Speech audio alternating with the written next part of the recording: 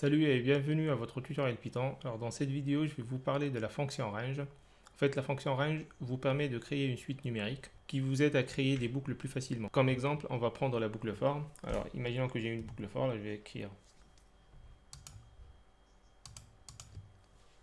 for x in. Normalement là, j'écris le nom de ma liste et vu que j'ai pas de liste, alors je vais utiliser la fonction range. Alors range de 10, 2 points, et là je vais afficher le x en utilisant la fonction print.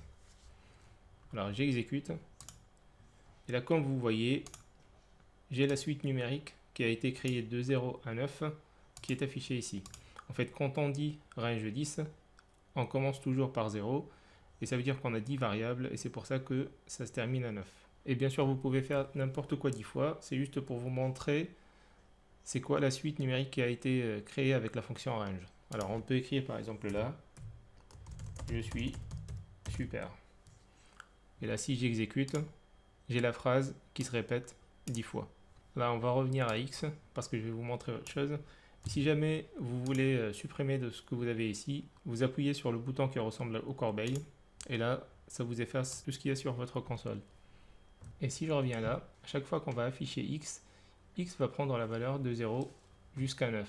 Par contre, au lieu d'écrire 10 là, on peut donner à la fonction range un intervalle. Et la valeur de départ par défaut pour la fonction range est 0. Si on veut lui donner un intervalle, imaginons qu'on va commencer par 5 jusqu'à arriver à 12.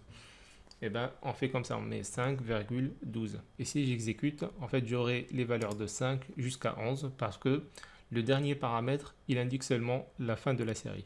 Alors, quand on a un seul numéro, par exemple là, 12, ça commence par défaut par 0 jusqu'à arriver à 11. Et si jamais j'ai deux variables, la première variable où le premier paramètre c'est le départ et le dernier paramètre c'est la fin. Et bien sûr la fin n'est jamais prise en compte. Et la dernière chose, c'est qu'on peut aussi rajouter un troisième paramètre. Alors imaginons que je vais mettre ça, 40 et puis 3. En fait le dernier paramètre c'est notre pas. Alors je vais vous afficher ça pour mieux comprendre. J'exécute.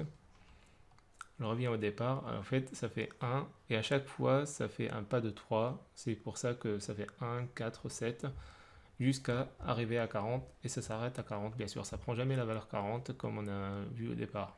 Alors encore une fois, si jamais on veut spécifier la valeur avec laquelle on veut incrémenter, c'est comme ça.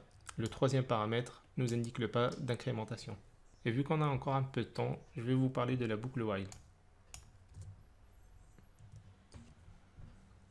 Alors while en anglais ça veut dire tant que, et cette instruction est utilisée pour exécuter les instructions de manière répétée tant qu'une expression est vraie. Et elle ne prend pas en paramètre ni une liste ni la fonction range comme on a vu tout à l'heure. En fait, on lui demande d'exécuter une instruction jusqu'à ce qu'une condition soit fausse. Alors, je vais vous montrer un exemple rapide. Alors je vais écrire une variable qui s'appelle var, tout simple, qui est égale à 5. Et là on va écrire l'instruction while. Et là, on va mettre notre condition. Alors, while var est inférieur à 10, 2 points.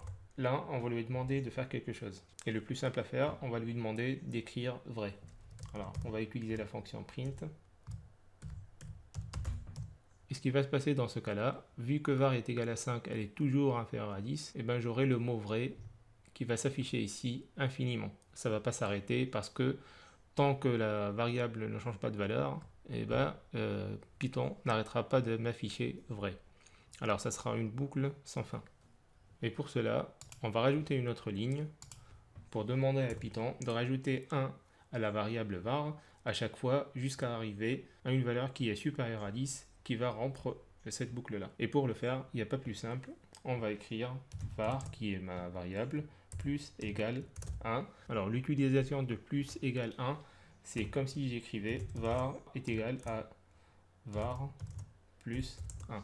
C'est la même chose, mais pour que ça soit plus rapide et plus efficace, on écrit plus égal. Alors j'efface ça.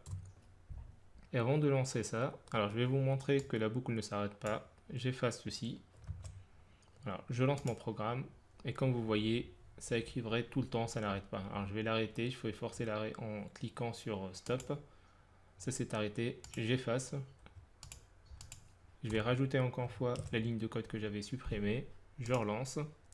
Et là, j'ai vrai que 5 fois. Et c'est normal parce que à la 6e fois, la variable est égale à 10 et ça s'arrête là.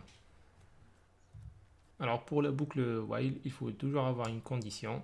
Et bien sûr, il faut avoir une manière de remplir notre condition comme on a fait là. Sinon, votre programme va jamais arrêter de tourner et il sera en boucle infinie. Et c'est pas bien pour votre programme ni pour votre ordinateur. Alors c'est tout pour ce tutoriel. Merci pour votre attention et à la prochaine.